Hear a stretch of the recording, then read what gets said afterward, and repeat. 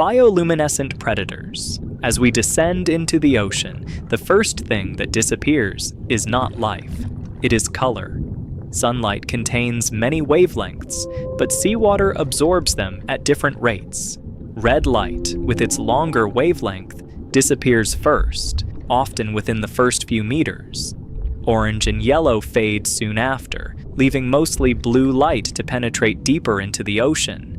At the same time, temperature drops rapidly. Warm surface waters give way to colder layers below, eventually reaching near-freezing conditions in the deep sea. These physical changes reshape the environment completely.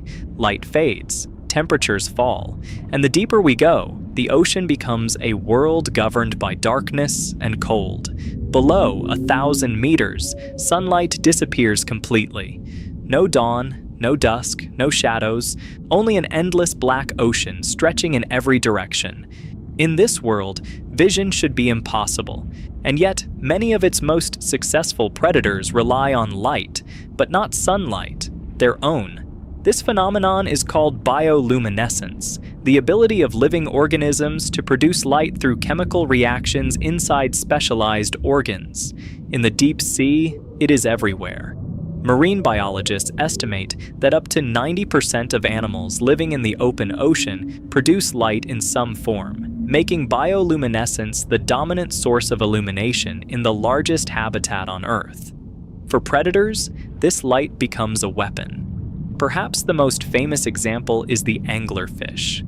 Suspended from the top of its head is a thin spine ending in a glowing bulb known as the esca. Inside that bulb live colonies of luminous bacteria.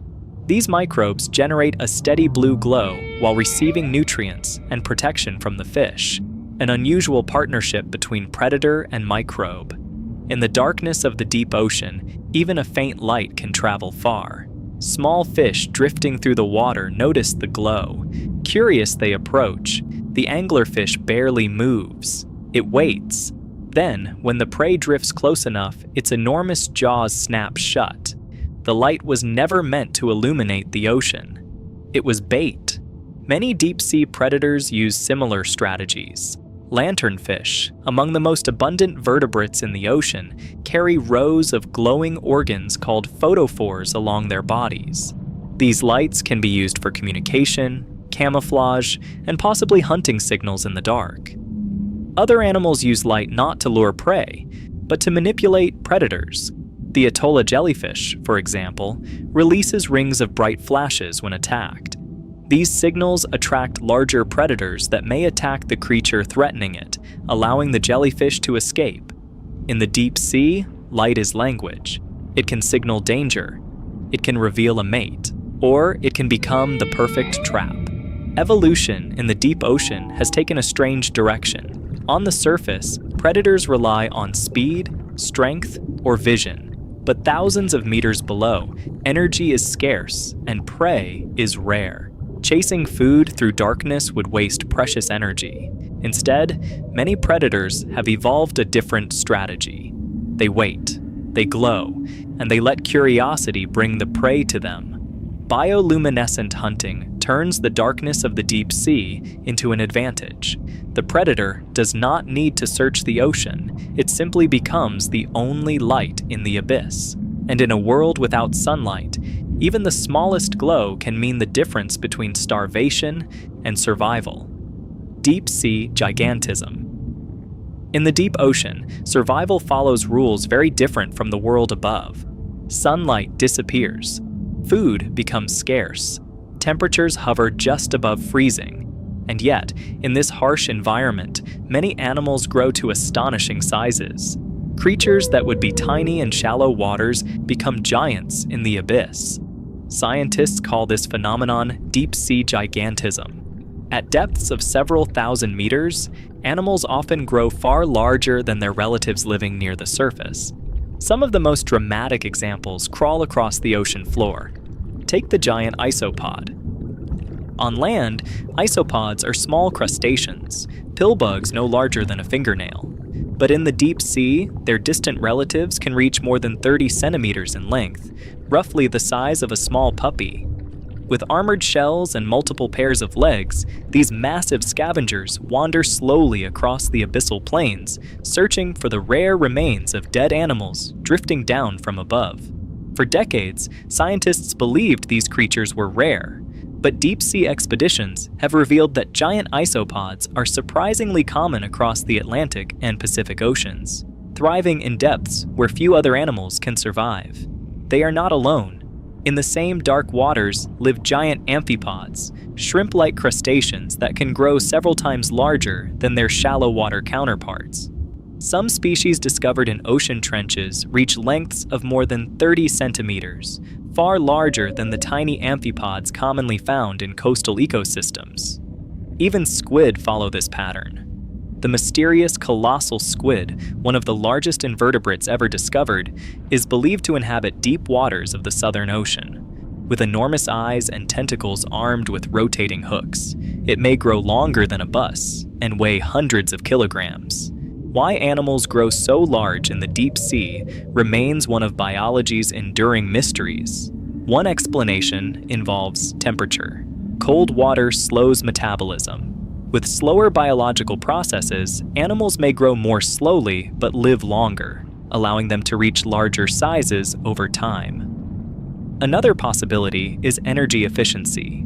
In an environment where food is rare, larger bodies may help animals store energy for long periods between meals.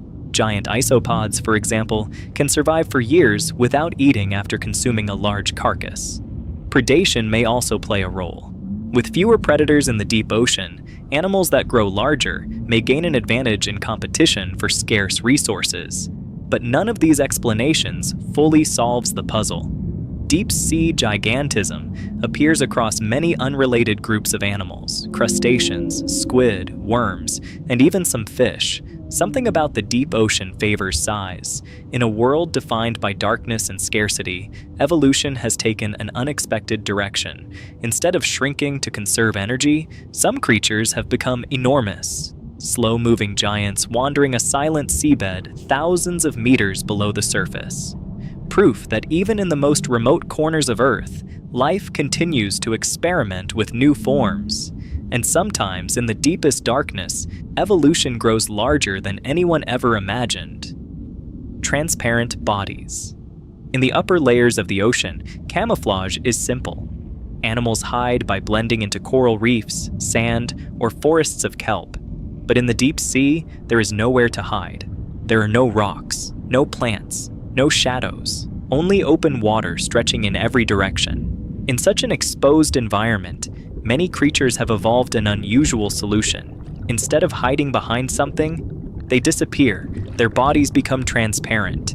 In the twilight zone of the ocean, roughly between 200 and 1,000 meters deep, transparency is one of the most effective forms of camouflage ever evolved. At these depths, sunlight is weak but not completely gone. Just enough light filters down to reveal silhouettes. A dark body drifting through the water can easily be spotted from below, but a transparent body is different. It bends the faint light around it, leaving almost nothing for predators to see. Some animals here are so clear, they appear almost invisible. One of the most striking examples is the glass squid. Its body is nearly completely transparent. Through its skin, the outlines of its internal organs can be seen floating like faint shadows. Even more extraordinary is the glass octopus.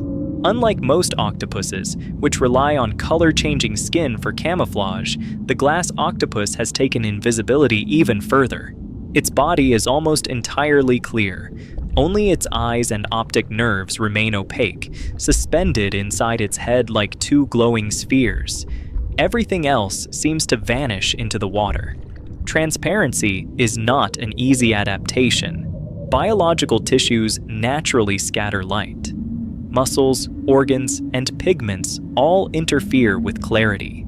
To remain transparent, many deep-sea animals must minimize these structures. Some reduce their muscles to thin strands. Others compress organs into narrow shapes. Many lack the pigments that give color to animals near the surface. Even their blood chemistry may be altered to avoid absorbing light.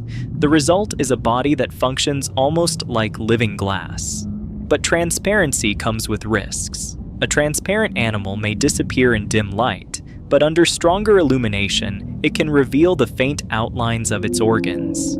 To counter this, some species combine transparency with other tricks: reflective surfaces, light-producing organs, or behaviors that keep them in just the right depth where the remaining sunlight hides their shape. In the deep ocean, survival often depends on avoiding detection. Speed is expensive, strength is rare, but invisibility can be perfect. By turning their bodies into living windows, these creatures exploit one of the simplest strategies in evolution. If predators cannot see you, they cannot hunt you. And in a world where even a shadow can mean death, becoming invisible may be the most powerful adaptation of all. Parasitic mating strategies. In the deep ocean, survival is difficult, but reproduction may be even harder. Thousands of meters below the surface, the ocean becomes a vast and nearly empty wilderness. Animals drift through darkness, separated by enormous distances. For many species, simply finding food is a challenge. Finding a mate is even more unlikely. In this environment, evolution has produced one of the strangest reproductive strategies in the animal kingdom, a strategy known as sexual parasitism. The most famous example is the deep-sea anglerfish. Female anglerfish are formidable predators. Their bodies are large, equipped with massive jaws, and rows of needle-like teeth designed to capture prey in the darkness. But the males are completely different. They are tiny, sometimes hundreds of times smaller than the females. Their bodies are weak, their digestive systems poorly developed, and they are incapable of surviving long on their own. Their entire existence revolves around a single task: finding a female. To accomplish this, male anglerfish possess highly specialized senses, particularly an acute sense of smell that allows them to detect chemical signals released by females in the water. If a male succeeds in locating one of these rare females in the vast darkness of the deep ocean, he wastes no time. He bites her. But the bite is not an attack. It is the beginning of a permanent bond. After attaching himself to the female's body, the male begins to fuse with her. Over time, their tissues merge, blood vessels connect. The male's organs slowly degenerate until almost nothing remains except the reproductive tissues. He becomes, in essence, a living appendage attached to the female's body, a biological extension whose only function is to provide sperm whenever reproduction becomes possible. This extraordinary adaptation solves one of the greatest problems of deep-sea life: the rarity of encounters. Instead of searching repeatedly for mates in a vast and empty ocean, the female carries one with her at all times. In some species, a single female may carry multiple males fused to her body, each providing genetic material when needed. The male sacrifices independence, but the species gains certainty. Reproduction is guaranteed whenever conditions allow. Sexual parasitism is one of the most extreme evolutionary solutions ever discovered.